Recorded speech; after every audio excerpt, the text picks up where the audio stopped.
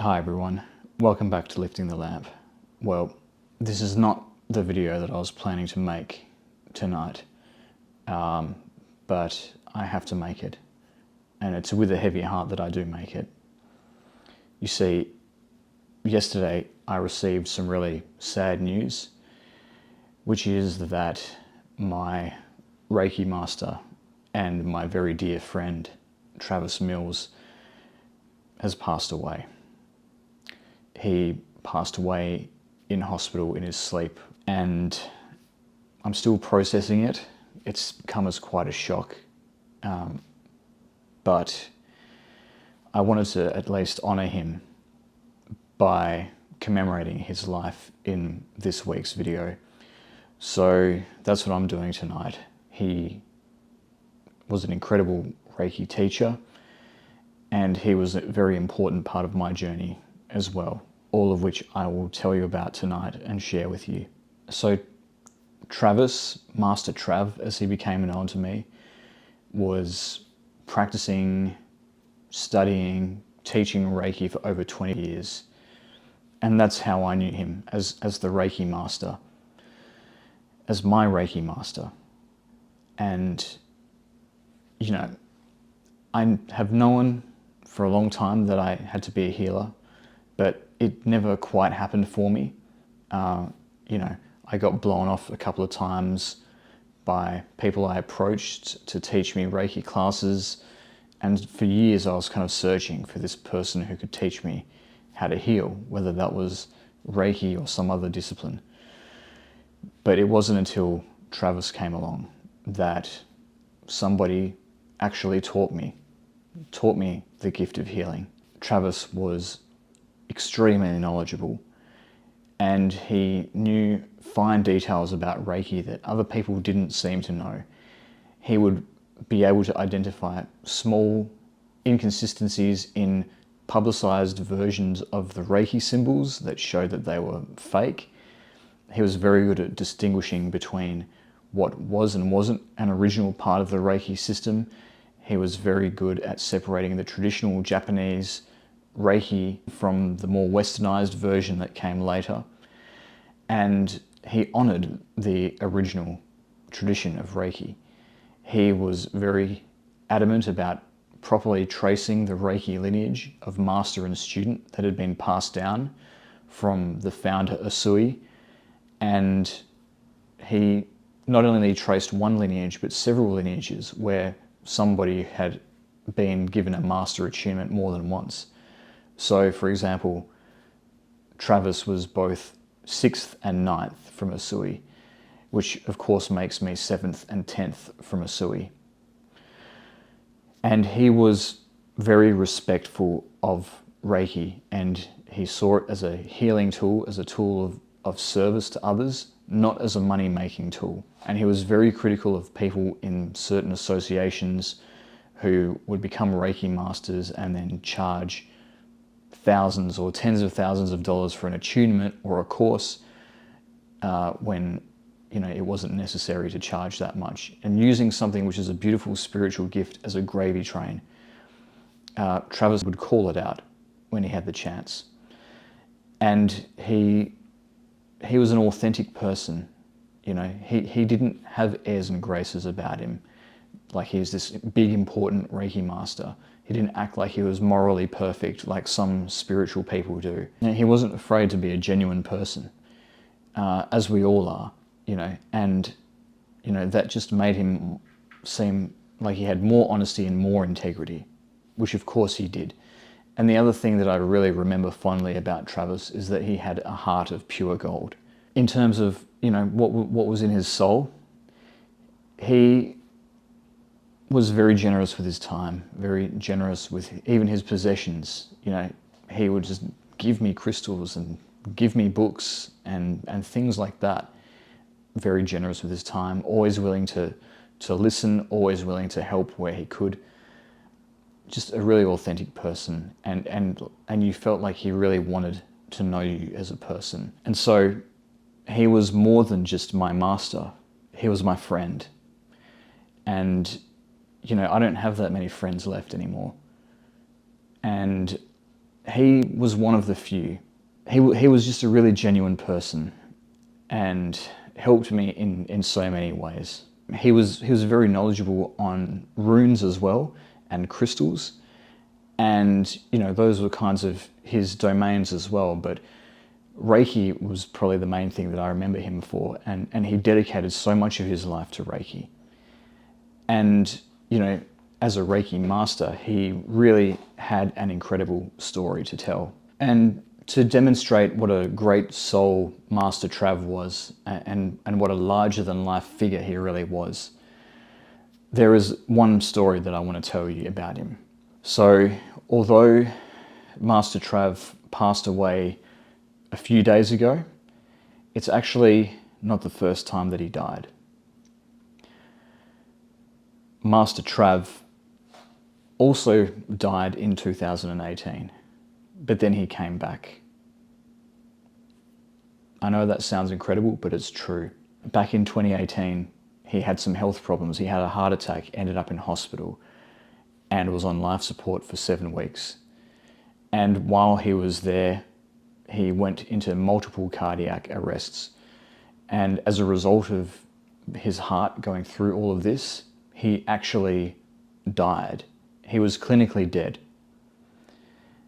And he had a near-death experience, actually, where he sort of saw himself outside of his body in the hospital, and he saw these light beings around him. When I did my recent video on the existence of the light beings, Trav was one of the people who's seen them, and they appeared as like these geometric kind of shifting shapes of light, and they spoke to him, and they instructed him on how he could send Reiki energy to himself into his own physical body in order to bring that body back. And he followed their instructions, and he came back to life. He came back to life after being clinically dead. And it was because of his healing abilities and because of the Reiki energy that he was attuned to. And so that was a big triumph of Trav's, and he would talk about the experience often and how he had been sent back here because there was still some important spiritual work that he had to do before he left this world. And in terms of when I got to know Trav, it was around about 2022, the beginning of 2022. And I was at a spiritual retreat, and my wife and I were both there, and we were talking to someone that we know who was also at the retreat, who revealed that she knows a Reiki Master. And I got into a conversation with her about how I wanted to learn Reiki, and would this master take me on as a student. And I passed my details on to this woman to pass on to Trav, and I wasn't expecting any response. I hadn't had much luck with other Reiki masters that I'd tried to approach. But to my surprise, I got a response from him. And a couple of months later, I started to learn Reiki. In 2022, I completed my Shoden and Akuden, Reiki 1 and Reiki 2 courses with him. And then in 2023, I completed Shimpiden, Reiki 3 with him, and became a Reiki master myself. And before I met Trav, I didn't understand why the universe was making me wait for so long before somebody would emerge who could be my teacher and teach me how to heal. But now that that person has been Trav, I understand why it had to be him. Because there's no better teacher that I could have hoped for when it came to teaching me how to heal people. And going through the Reiki courses with Trav, it was one of the most intense experiences of my life. The attunements that he gave me in order to unlock my healing abilities, it woke something up in me that had been sleeping for so long, that needed to be awoken. And to finally feel that part of me activated was a truly powerful experience. It opened up a whole new universe to me. a whole new way of relating to the divine and using that relationship to be of service to humanity.